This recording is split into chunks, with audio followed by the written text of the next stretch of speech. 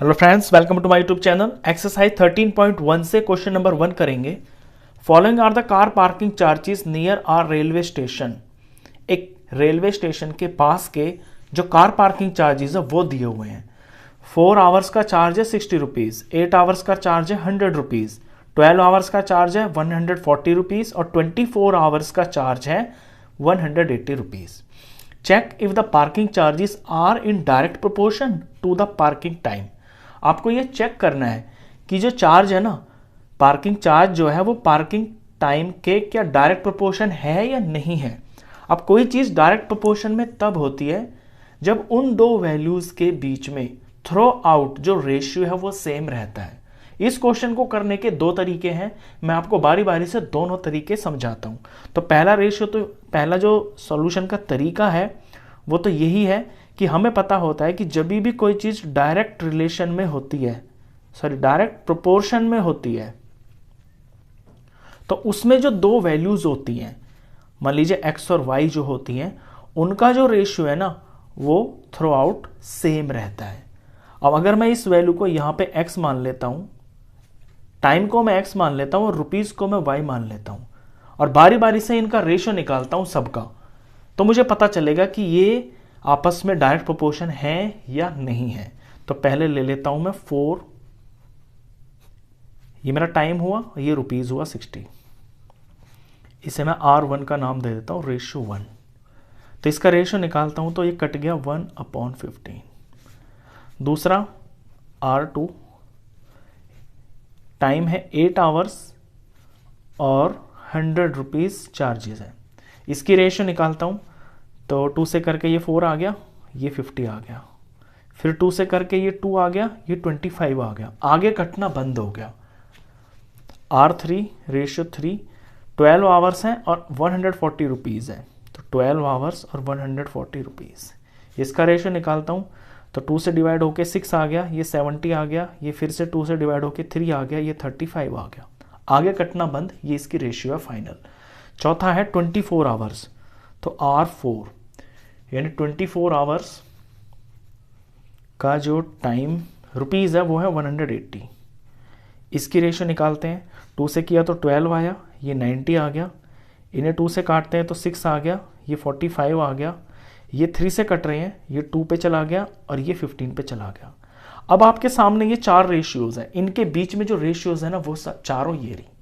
अब चारों की चारों आपस में बराबर है ही नहीं।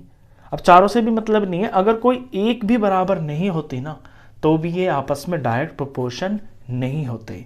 ये तो है आपका बिल्कुल स्टैंडर्ड तरीका, क्योंकि डायरेक्ट प्रोपोर्शन में हमें यही सिखाया जाता है कि x और y जो भी दो वैल्यूज होती है ना आपकी क्वेश्चन में जो गिवन होती हैं, उनके बीच में थ्रो आउट रेशियो सेम होना चाहिए, तभी वो डायरेक्ट प्रोपोर्शन होती हैं, नहीं तो नहीं होती हैं। अब यहाँ देख रहे हैं आप, रेशियो तो सेम है नहीं, तो ये डायरेक्ट प्रोपोर्शन में नहीं है। तो देयरफॉर आंसर आप अपना लैंग्वेज में ऐसे ही लिख देंगे जैसे आपसे क्वेश्चन की लैंग्वेज में पूछा है। Therefore parking charges are not in direct proportion of the parking time. तो इसका आंसर हो गया नो।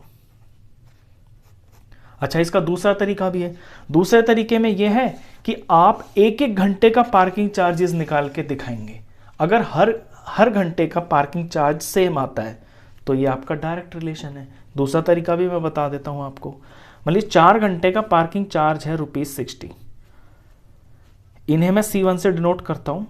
तो parking charge for 1 hour 60 divided by 4 यानी कि ₹15। एक घंटे का, जब 4 घंटे के लिए आप गाड़ी पार्क कर रहे हो तो 60 रुपये देने पड़ रहे हैं, तो एक घंटे का जो पार्किंग चार्ज है वो है 15 रुपीज़। अच्छा, चार्ज 2, जब आप 8 घंटे के लिए गाड़ी पार्क कर रहे हैं तो 100 रुपीज़ देने पड़ रहे हैं, तो एक घंटे का कितना हो जाएगा 100/8। इसे डिवाइड करेंगे तो ये ₹12.5 आ जाएगा, यानी 12.5 रुपये। चार्ज 3, जब आप 12 घंटे के लिए गाड़ी पार्क कर रहे हैं ना तो आपको 140 रुपीज़ देने पड़ रहे हैं, तो एक घंटे का कितना पड़ेगा आपको। 140 को 12 से डिवाइड करेंगे, 140 को 12 से डिवाइड करेंगे तो ये वैल्यू 1.666 एंड सो ऑन आएगी, राउंड फिगर करके 1.67 आ जाएगा, इतना रुपीज़। तो फिर एक घंटे के आपके 11 रुपये 67 पैसे पड़ते हैं, एक घंटे का कॉस्ट। अच्छा, चौथा जो है ये है 24 घंटे का 180/24। अगर 24 घंटे के लिए गाड़ी पार्क कर रहे हैं तो 180 रुपये देने पड़ेंगे। तो 1 घंटे का चार्ज यहाँ पे डिवाइड करके जब आ रहा है तो ये 7.5 रुपीज़ आ रहा है। तो हर बार जब आप टाइम के हिसाब से एक गाड़ी को पार्क कर रहे हैं ना, तो रेट आपका अलग अलग होता जा रहा है। तो रेट तो सेम नहीं है, हर बार 1 घंटे का जो पार्किंग चार्ज है वो सेम नहीं है। तो ये इस तरह से भी आप दिखा सकते हैं कि बिकॉज पार्किंग चार्ज